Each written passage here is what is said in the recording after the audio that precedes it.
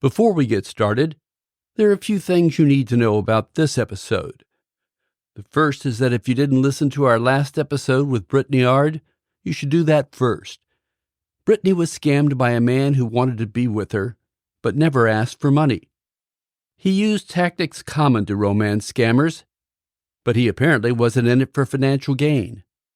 He used those same techniques on many other women, all at the same time he was seeing Brittani. Brittani has told her full story on her podcast, I Bet You Think the Story's About You, and I'll put a link to that in the show notes. Like her, I'm calling it a con because it required someone misrepresenting themselves in exchange for something else. In our last episode, Brittani told us how the scam went down. Today I'll explore what the scammer may have wanted.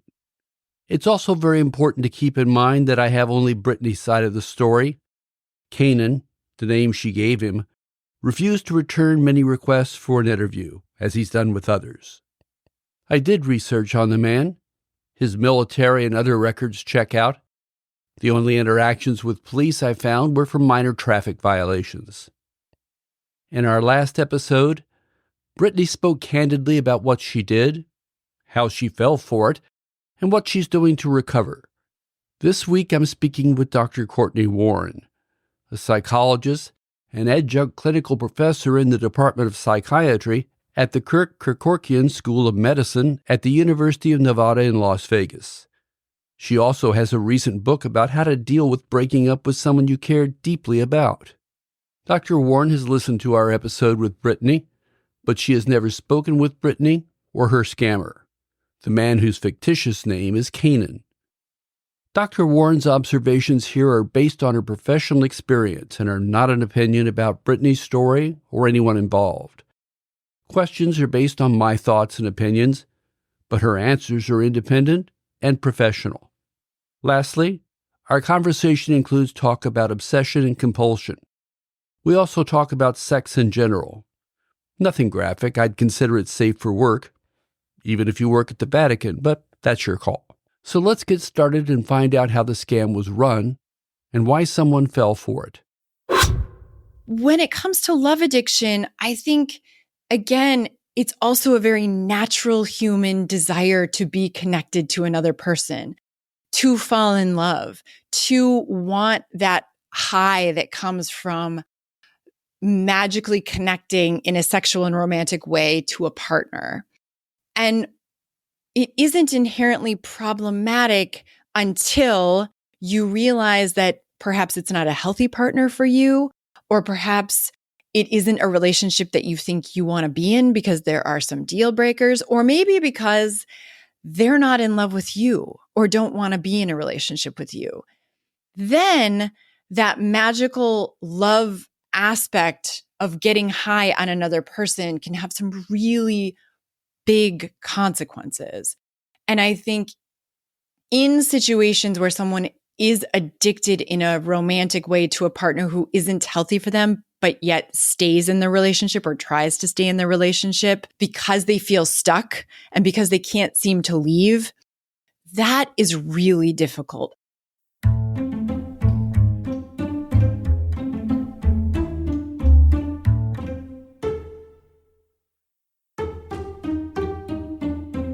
That's Dr. Cortney Warren responding to my question about love addiction. Love addiction and sex addiction were two of my theories about how and why Brittani was conned. In terms of love, Canaan was very giving, very loving. He shared little of his own life, but he doted on Brittani and the other women in his life. He remembered details from woman to woman, but he wasn't perfect. There were inconsistencies, and that's how he was unmasked. I'm going to start with love addiction. Canaan wanted sex, apparently a lot of sex, but he was a good-looking, personable guy and probably wouldn't have had problems finding sex if that was all he was after.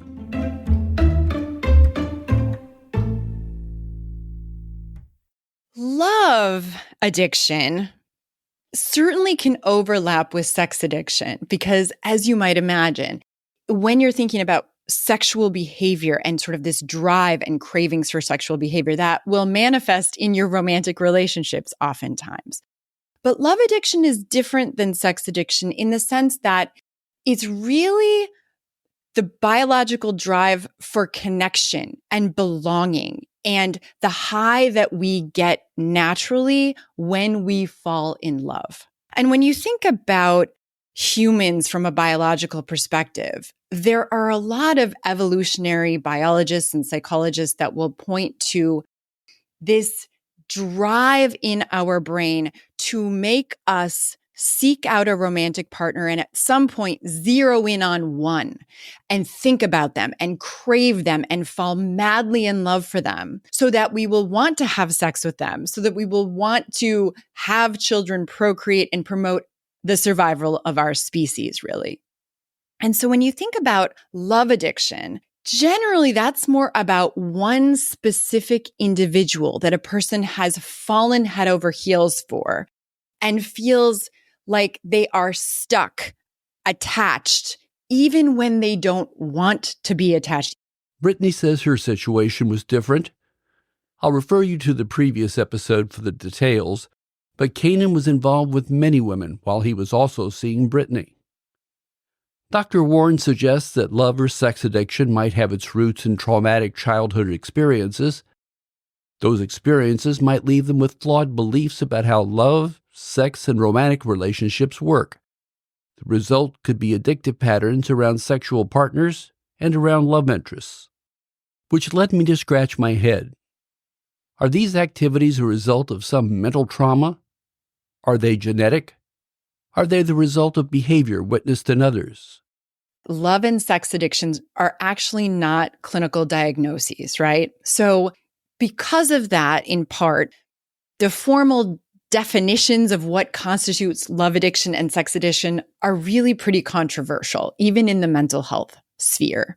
But what I would say is that we are biologically programmed to fall in love, and the experience of falling in love is magical for anyone who has ever experienced it. It's probably one of the most wonderful natural highs we will ever have as a human. And it isn't inherently unhealthy, right? Much like having a positive sexual interaction with someone isn't inherently unhealthy. It can actually be a really wonderful, bonding, fulfilling part of our lives. So you can fall in love with multiple people over the course of your life. But again, I come back to the fact that Brittani wasn't the only person in Kanan's life, and to me that seems quite unusual. We can fall in love with many people, but in this case, it was a lot of people at the same time. It's hard to know what someone's experience is in romantic relationships because you're relying on their self-report, right? So if someone comes into me and says, well, I fell in love with all of these people, I can't really say, well, no, you didn't, or are you sure, or is it the same experience? But what I will say is that there are people who are incredibly distressed by their love interactions with people where they might come to me and say, I think I'm a sex addict. I think about sex constantly.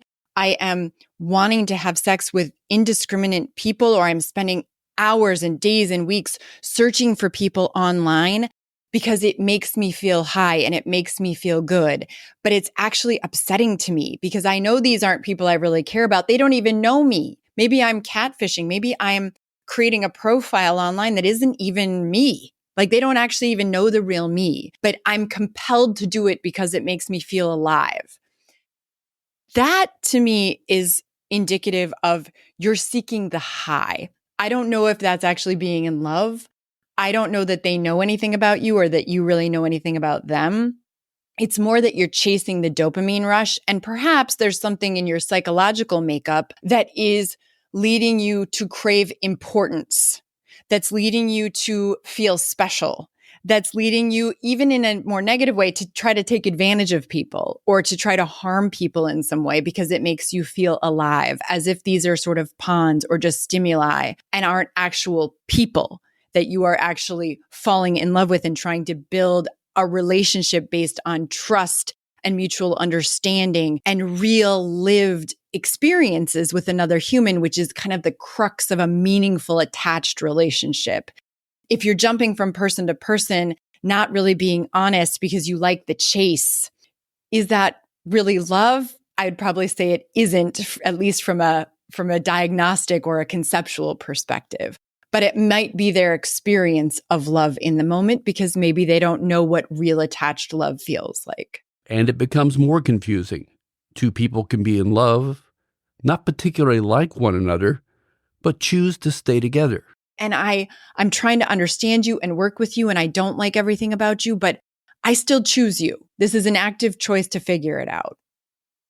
But if you're in a love-addicted relationship or a dysfunctional romantic relationship and you start to see those cracks and you want to explain them away, you're in denial about them, you are going to rationalize whatever it is that you see that probably is a red flag. This episode is sponsored by BetterHelp. It's November and time for family gatherings, the resurrection of past grudges, and comments about how much more you could have done with your life. Sure, you're grateful for your family. They helped you grow up to be the person you are today, but they can also stress the hell out of you. One way to deal with it is to call your therapist at BetterHelp.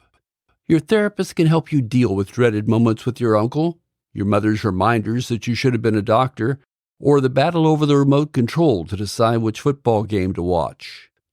And when it's all over, you can schedule another appointment with your BetterHelp therapist to figure out what to do with your sister's new condescending husband. Let the gratitude flow with BetterHelp.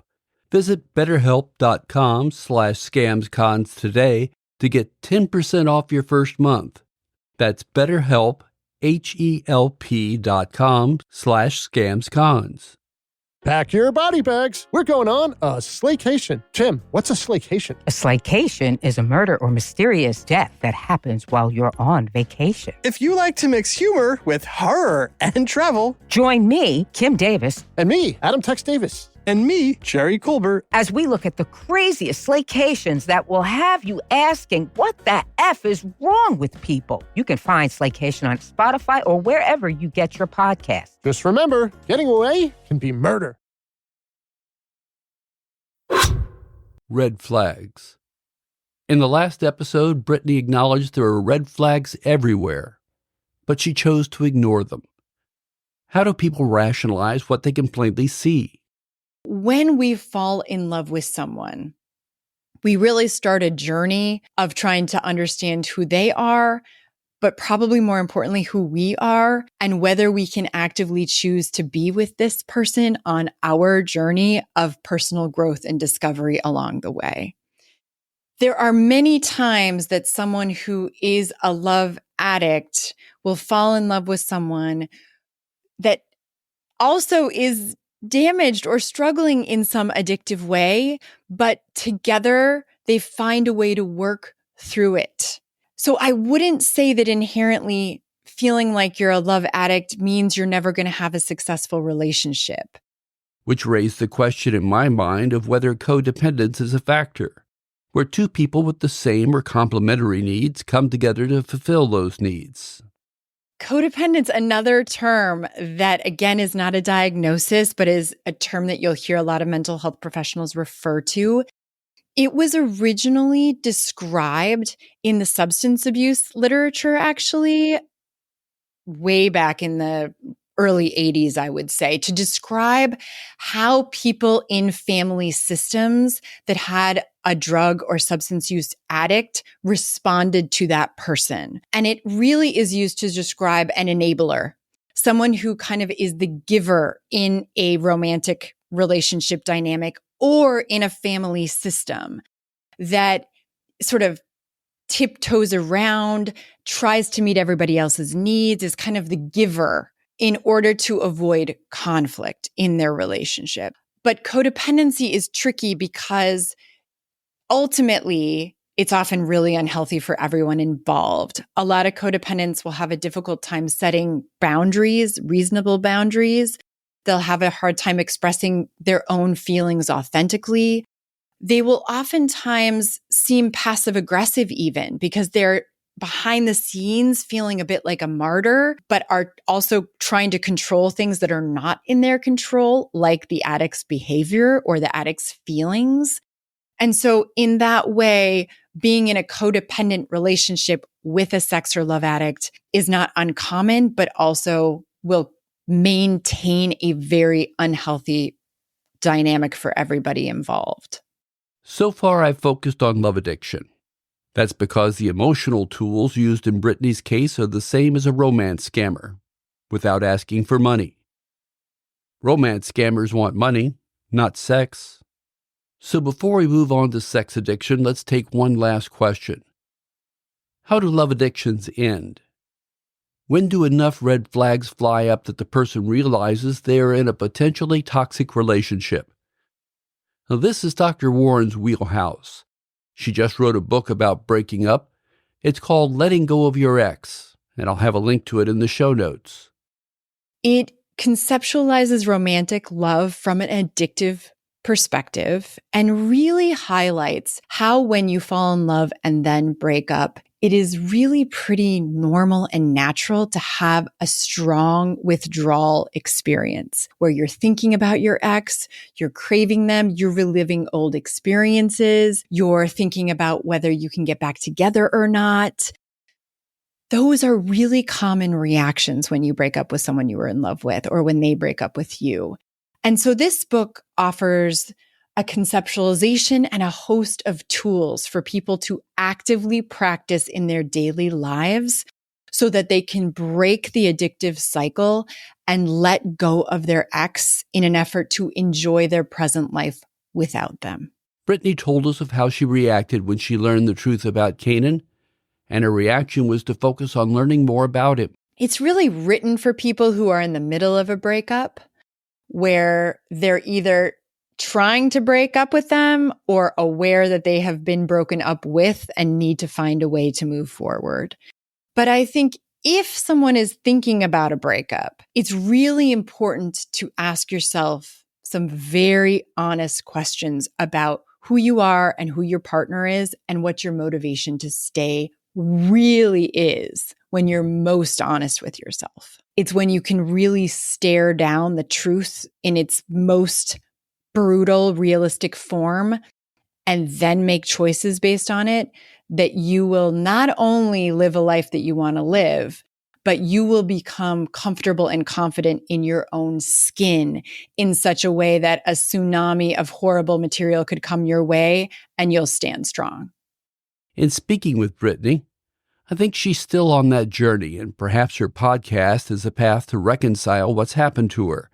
But that's her story to tell on her podcast. So let's talk about sex addiction.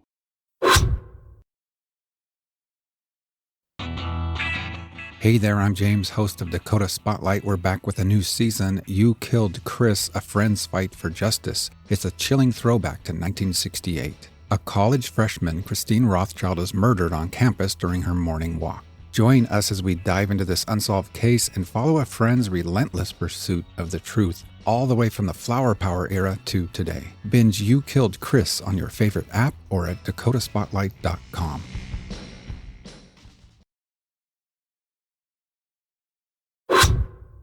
It's probably too much of a leap for most of us to imagine sex addiction. Sex is fun. It's exciting, and if you're a young male full of piss and vinegar, it's nearly always on your mind. I'm a guy, so I can't speak with any authority about the sex lives of young women. But I do know a lot of women who are comfortable with their sexuality and aren't shy about expressing it. But I have to wonder about men or women who aren't comfortable with their sexuality and seek experiences to bolster what they may see as their own needs. So in the context of sex addiction, the addictive behavior is around sex and orgasm.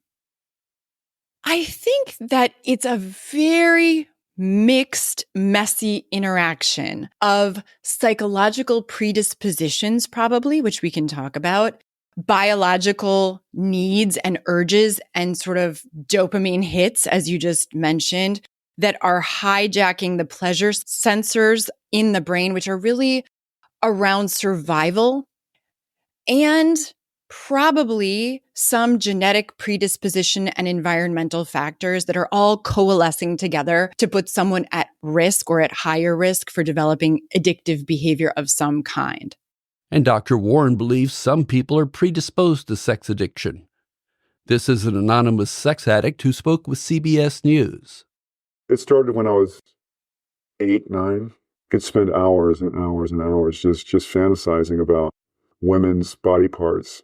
One fantasy I used to have as a kid was that I was undressing a woman's shirt, and underneath that shirt was another shirt, then another shirt. The hunt is more intoxicating sometimes than the actual getting the prize, having the orgasm. My mother had poor boundaries around clothing in the house. She'd walk around in a t-shirt and panties, no bra on. My sexuality was so contained, and I was so isolated with it. And then when I had the opportunity to become sexually active, to like what I fantasized about, and then when that opened up, I hit it full force. Whatever you have internalized culturally as a teen is going to influence how you approach romantic relationships and sexual behaviors. And given that these are going to be your first ones, probably the first time that you've done these things, it's really a perfect setting for all kinds of struggles. Even for those of us who were the most well-adjusted teens, which is kind of an oxymoron, really, because I don't know if we really have well-adjusted teens. It's difficult. It makes you vulnerable. It makes you uncomfortable. It also makes you excited and interested and intrigued. So I think the adolescent years are particularly prone, probably, to having a very large mix of sexual and romantic relationships that can have longer lasting consequences for how you approach those relationships into adulthood. So as I read it, when we talk about love addiction, it's about intimacy. When we're talking about sexual addiction, intimacy may play a role, but the goal is sex. And this is one of the other things that captivated me about Brittani's story. Canaan wanted sex, and a lot of it, not only from Brittani, but from the other people he was with. Was love the con that got him the sex he wanted? And if so, why did he need so much sex? If the estimates I've heard are to be believed, he'd need a red S on his shirt and be able to jump over tall buildings in a single bound to rack up those kinds of numbers. So, here I sit at a keyboard. I've been writing about a situation that has all the elements of a con, except it's not for money. There are two essential elements of a con, fear and greed, and those don't seem to exist here. In a Carrie Bradshaw moment, I have to ask myself, am I conning myself? Am I witnessing psychological conditions that have nothing to do with a con, yet have most of the elements of a con? People are greedy. Some are greedy for sex, some for love, some for the approval of others. Some are in it for power. Also note that no crime has been committed. Brittani has interviewed lawyers about the situation, and there's essentially nothing legally wrong. At this point, I'm supposed to tie everything up into a nice bow and make some poignant proclamation. I got nothing. All I can offer is a cautionary tale. I try to tell you about how scams are run and why people fall for them. I pass along the techniques scammers use, but those techniques can be used to steal other things too. Things like your heart. If you enjoy the podcast and want to support it, please tell your friends and encourage them to listen. If you want to show us some more love, consider donating a few dollars a month via Patreon. It not only helps with expenses, it allows us to take the podcast to the next level, all without advertising. You can sign up by going to patreon.com and search for Scams and Cons. That's patreon.com. You can also find a link in the show notes. Thanks for listening. My name is Bill Huffman, and I am a former Cleveland news producer, and I am now the host of the podcast, Who Killed? I began the show focusing on the unsolved murder of Amy Mihaljevic, and now each week I explore a different case with a focus on some of the victims who don't get the attention they deserve. I have a deep catalog of over 225 episodes, so there is a guarantee there will be something for you. Who Killed is an evergreen podcasts, killer podcasts, and slow burn media production. Subscribe today wherever you get your favorite shows.